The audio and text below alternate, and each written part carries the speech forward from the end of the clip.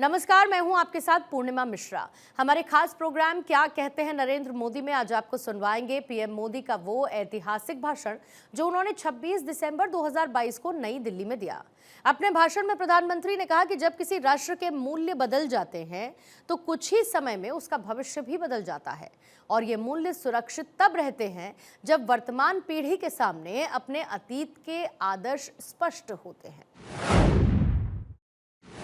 साथियों, विश्व का हजारों वर्षों का इतिहास क्रूरता के एक से एक खौफनाक अध्यायों से भरा है।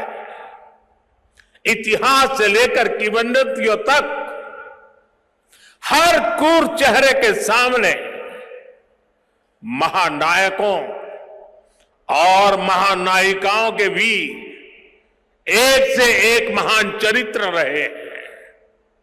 लेकिन यह भी सच है कि चमकौर और सरहिंद के युद्ध में जो कुछ हुआ वो भूतो न भविष्यति था।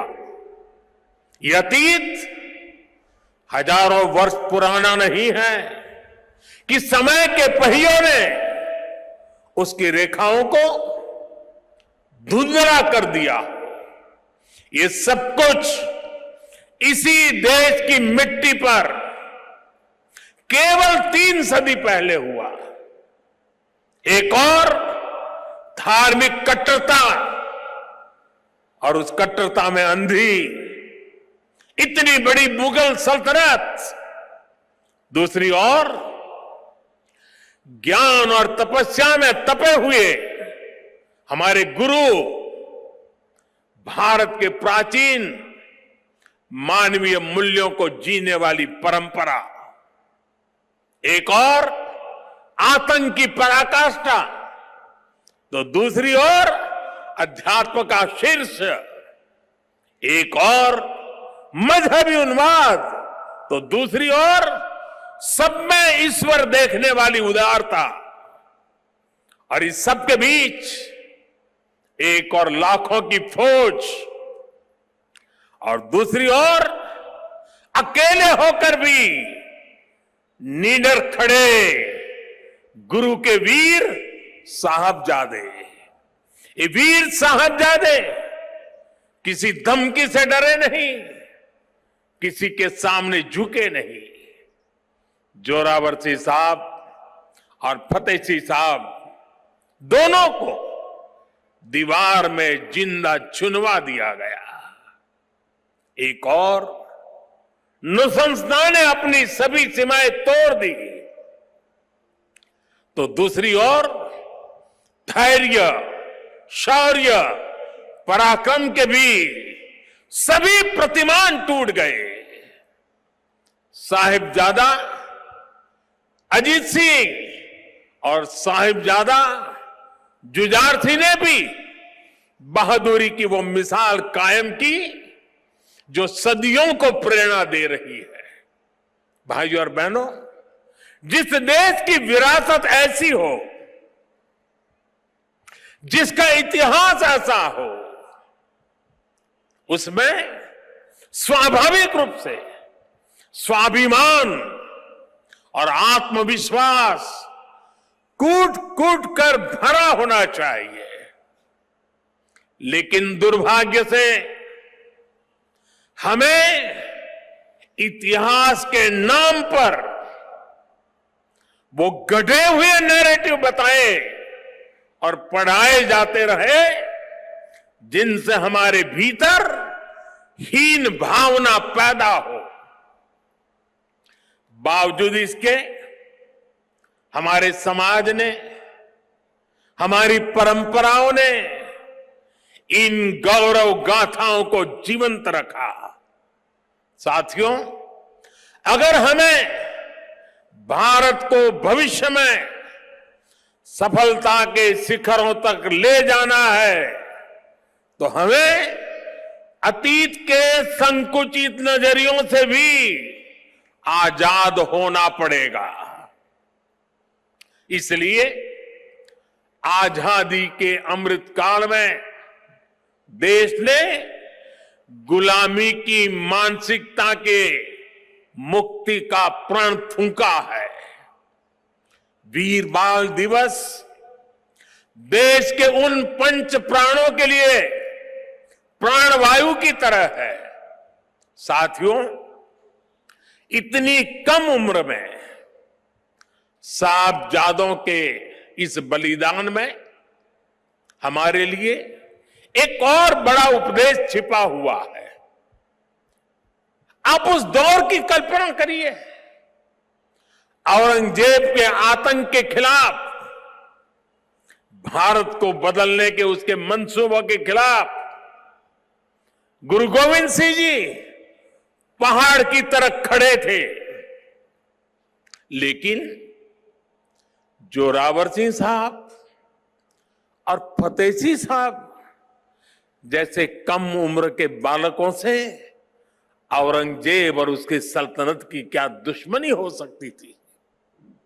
दो निर्दोष बालकों को दीवार में जिंदा चुनवाने जैसी दरिंदगी क्यों की गई? वो इसलिए क्योंकि औरंगजेब और उसके लोग गुरु गोविंद सिंह के बच्चों का धर्म तलवार के दम पर बदलना चाहते थे।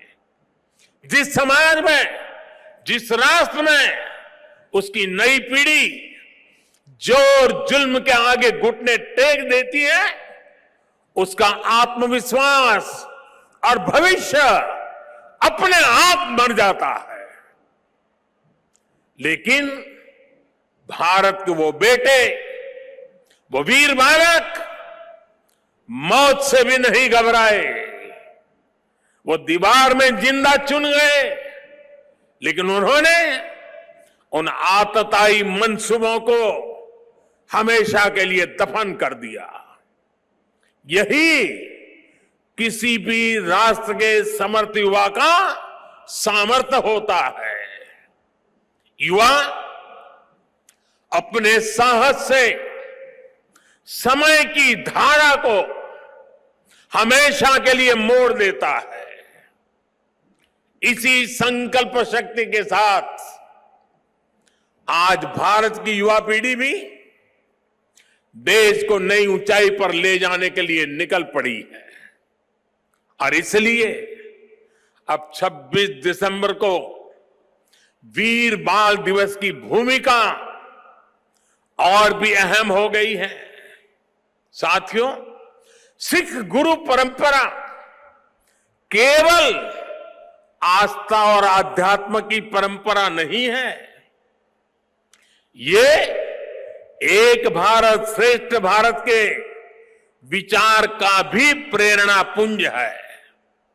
हमारे पवित्र गुरु ग्रंथ साहब से बड़ा इसका उदाहरण और क्या हो सकता है। इसमें सिख गुरुओं के साथ साथ भारत के अलग अलग कोणों से 15 संतों और 14 रचनाकारों की वाणी समाहित है।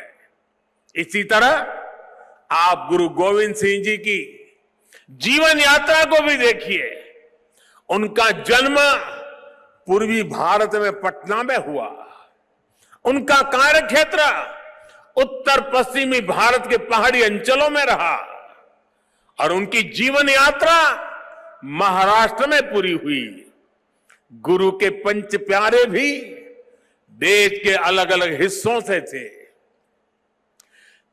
और मुझे तो गर्व है कि पहले पंच प्यारों में एक उस धरती से भी था, द्वारिका से, गुजरात से, जहां मुझे जन्म लेने का सौभाग्य मिला है।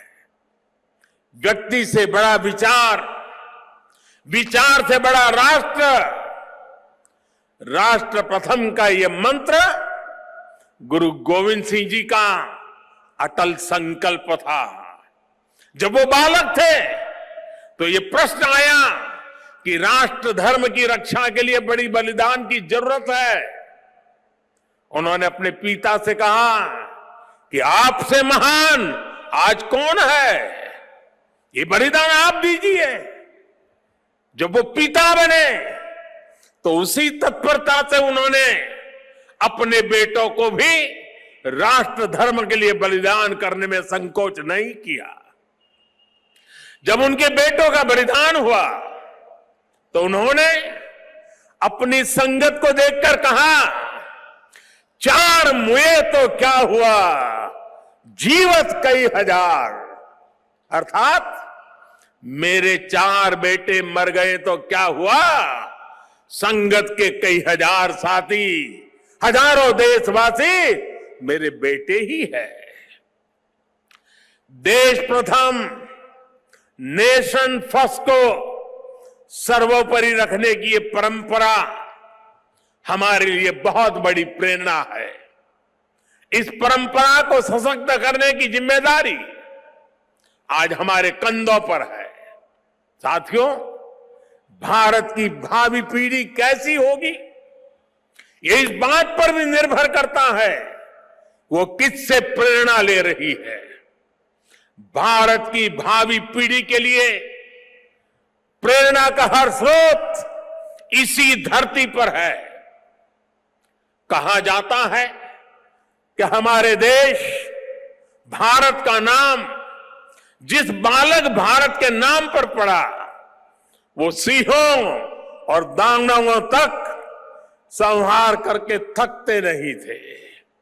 हम आज भी धर्म और भक्ति की बात करते हैं तो भक्तराज प्रहलाद को याद करते हैं। हम धैर्य और विवेक की बात करते हैं तो बालक ध्रुव का उदाहरण देते हैं। हम मृत्यु के देवता यमराज को भी अपने तप से प्रभावित कर लेने वाले नचिकेता को भी नमन करते हैं, जिस नेत्री नचिकेता ने बाल्यकाल में यमराज को पूछा था, व्हाट इज डेथ, मृत्यु क्या होता है। हम बाल राम के ज्ञान से लेकर उनके शौर्य तक, वशिष्ठ के आश्रम से लेकर विश्वामित्र के आश्रम तक, उनके जीवन में हम पग पग पर आदर्श देखते हैं। प्रभु राम के बेटे लवकुश की कहानी भी हर मां अपने बच्चों को सुनाती है। श्री कृष्ण भी हमें जब याद आते हैं तो सबसे पहले कान्हा की वो छवि याद आती है जिनकी बंशी में प्रेम के स्वर भी है और वो बड़े बड़े राक्षसों का संहार भी करते हैं।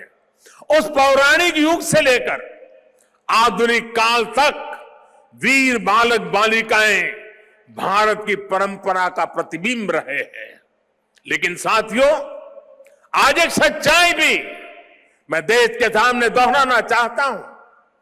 साहबजादों ने इतना बड़ा बलिदान और त्याग किया, अपना जीवन न्यौछावर कर दिया, लेकिन आज की पीढ़ी के बच्चों को पूछेंगे तो उनमें से ज्यादातर को उनके बारे में पता ही नहीं है।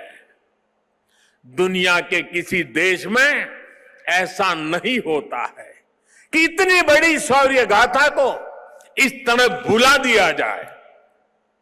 मैं आज के इस पावन दिन इस चर्चा में नहीं जाऊंगा कि पहले हमारे यहां क्यों वीर बाल दिवस का विचार तक नहीं आया, लेकिन ये जरूर कहूंगा कि अब नया भारत दशकों पहले हुई एक पुरानी भूल को सुधार रहा है।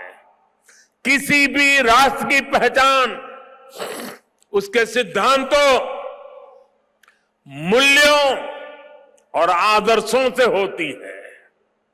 हमने इतिहास में देखा है, जब किसी राष्ट्र के मूल्य बदल जाते हैं तो कुछ ही समय में उसका भविष्य भी बदल जाता है।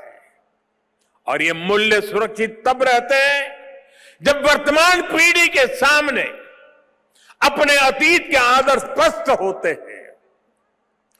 युवा पीढ़ी को आगे बढ़ने के लिए हमेशा रोल मॉडल्स की जरूरत होती है।